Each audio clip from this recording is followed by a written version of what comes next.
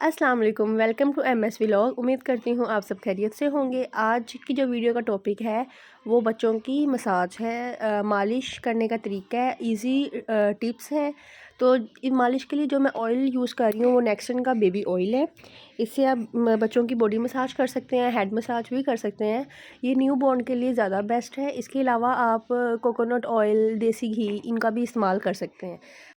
अच्छा जी, तो सबसे पहले आपने नीचे एक शीट बिछा लेनी है और हाइजीन का प्रॉपर आपने ख़्याल रखना है, क्योंकि बेबी छोटे होते हैं। तो इसलिए उनके लिए उनकी हाइजीन मेंटेन करना बहुत ज़्यादा ज़रूरी है। आपने ये ऑयल लेना है, इसको आपने अपनी हथेली पे डालना है और अच्छे तरीके से रब करके आपने मसाज को शुरू कर लेना है। जो मसाज है ये आप हर दूसरे दिन कर सकते हैं। आप चाहें तो डिफरेंट ऑयल्स भी इस्तेमाल कर सकते हैं। इससे जो बच्चों की हड्डियां हैं वो बहुत ज़्यादा मजबूत होती हैं और उनको वो इजी फील करते हैं। आपने जो मसाज करनी है वो आपने इस तरह से सर्कुलर मोशन में करनी है। मसाज करते हुए आपने मौसम का बहुत ध्यान रखना है। अगर विंटर सीज़न है तो आपने रूम टेम्परेचर नॉर्मल मॉडरेट सा रखना है। आप इन्वर्टर भी चला सकते हैं, नहीं तो आप हीटर वगैरह का इस्तेमाल भी कर सकते हैं। आपने मसाज करते हुए जो दरवाजे खिड़कियाँ हैं ये सब कुछ बंद कर देना है, ताकि बच्चे पे कोई हवा वगैरह ना आए। और अगर समर सीज़न है तो आप नॉर्मली कर सकते हैं।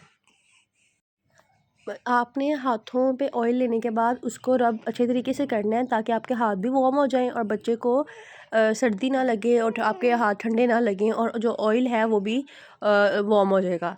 अच्छा जी, अगर आप नेक्सटन के अलावा कोई ऑयल इस्तेमाल कर रहे हैं, देसी घी या फिर सरसों का तेल या कोकोनट ऑयल, तो आपने उसको पहले हल्का सा गर्म कर लेना है, ताकि बच्चे को वो ऑयल ठंडा ना लगे।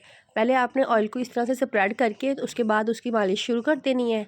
ये जो पाँव होते हैं इसके ऊपर आपने लाज़मी इस तरह से हल्के हाथ से आपने मसाज करनी है। बच्चे की हड्डियाँ बहुत ज़्यादा नाज़ुक होती हैं, तो आपने ज़रा सा भी दबाव नहीं डालना। बहुत ही सॉफ्ट हैंडेडली आपने इसको रब करना है और मसाज करनी है यहाँ पर। बच्चों की फिंगर्स के अंदर अक्सर मैल वगैरह होती है, तो आपने वहाँ पर भी अच्छी तरीके से अपने हाथ से मसाज करनी है, ताकि वो भी निकल जाए।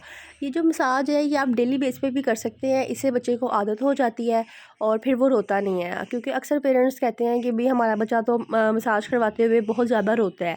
तो वो अगर आप कभी कभी करेंगे तो फिर बच्चे रोएंगे ही, क्योंकि वो इस चीज़ के यूज़ टू नहीं होते। लेकिन अगर आप डेली बेस पे करती हैं नहाने से तकरीबन कोई 1-2 घंटे पहले, तो बच्चे यूज़ टू भी हो जाएंगे और वो हैप्पीली मसाज भी करवाएंगे और वो इस चीज़ से बहुत सुकून भी महसूस करेंगे। आपने इस तरह से राउंड राउंड जो नीज़ हैं इनके ऊपर करनी है मसाज। आपने बस अपना हाथ हल्का रखना है।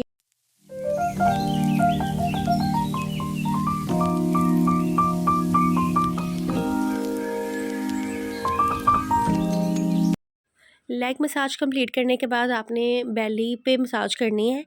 इससे जो बच्चों की कॉलिक की प्रॉब्लम होती है वो भी सॉल्व हो, काफ़ी हद तक सॉल्व हो जाती है। आपने इसमें भी सर्कुलर मोशन में और सी मूवमेंट में आपने मसाज करनी है। लेकिन सबसे पहले आपने ऑयल अपनी हथेली पे लेना है, डायरेक्ट बॉडी पे अप्लाई नहीं करना, और उसको अच्छी तरीके से रब करके फिर आपने मसाज स्टार्ट करनी है। इस तरह से आप सर्कुलर मोशन में मसाज करेंगे तो बच्चे को जो पेट के मसाइल हैं वो कम हो जाएंगे उसके, और उसको काफ़ी ज़्यादा कॉलिक में भी रिलीफ मिल जाएगा। बेली के बाद आपने चेस्ट पे भी इस तरह से राउंड राउंड सी मसाज करनी है, और शोल्डर्स पर भी। बस आपने इतनी कोशिश करनी है कि जो आपका हाथ है वो लाइट रहे, वो ज़्यादा उसमें प्रेशर ना आए, ज़्यादा ज़ोर से आप उसकी मसाज ना करें। आपने बस सॉफ्ट हैंडेडली उसकी मसाज करनी है, बेली से और बेली पे, चेस्ट पे और शोल्डर्स पे।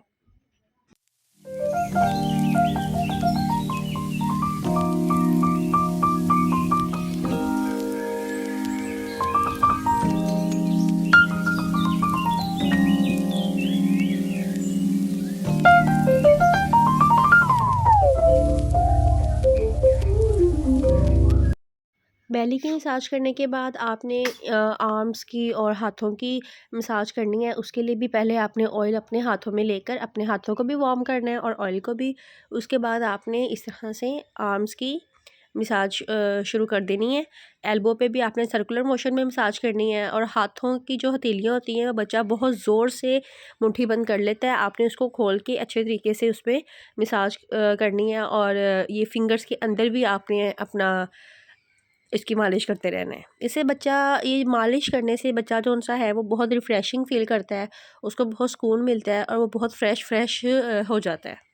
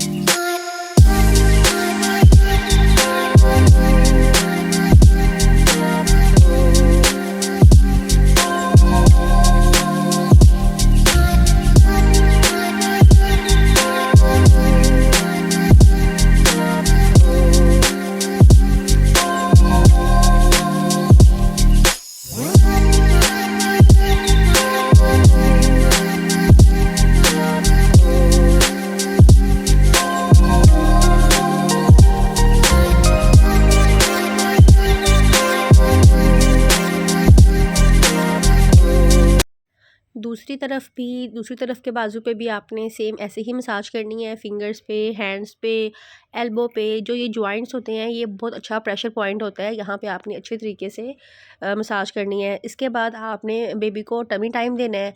इससे क्या होगा, आपको कम से कम बच्चे को टमी टाइम देना चाहिए 10 मिनट्स तक। इससे ना जो बच्चा है वो अपना हेड ऊपर उठाने की कोशिश शुरू कर देता है और इसकी गर्दन भी सीधी होने लग जाती है। अच्छा जी, आपने यहाँ पर ये जो टेल बोन होती है इसके पास भी अच्छी तरीके से मसाज करनी है। शोल्डर्स पे भी आप इसको अपवर्ड और डाउनवर्ड मसाज कर सकते हैं और सर्कुलर मोशन में भी आपने लाजमी मसाज करनी है।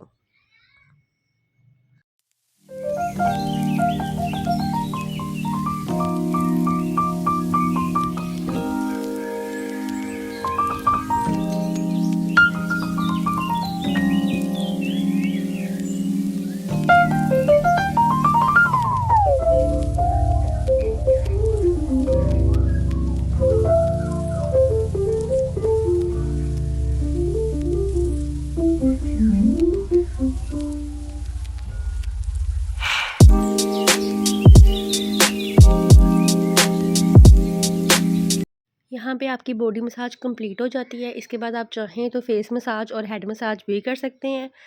तो मैंने बस हल्की-फुल्की की है। इस तरह से आपने जो ये चिन होती है यहाँ से स्टार्ट करना है, जो फ़ोरहेड है इसके ऊपर भी आपने मसाज करनी है। नोज़ पे अपवर्ड की तरफ आपने फेस की मसाज करनी है। अगर आप फर्स्ट टाइम मसाज कर रही हैं तो आपने कानों के पीछे लाज़मी मसाज करनी है। ये बहुत अच्छा एक पॉइंट होता है। इससे बच्चों का जो दिमाग है इसके ऊपर भी बहुत ज़्यादा पॉजिटिव इफ़ेक्ट्स पड़ते हैं। जो ये फ़ोरहेड है इस पे भी आपने अच्छी तरीके से मसाज करनी है और सर पे भी आप चाहें तो, लेकिन आप बस कोशिश आपकी ये होनी चाहिए कि जो आपका हाथ है वो आप सॉफ्टली यूज़ करें।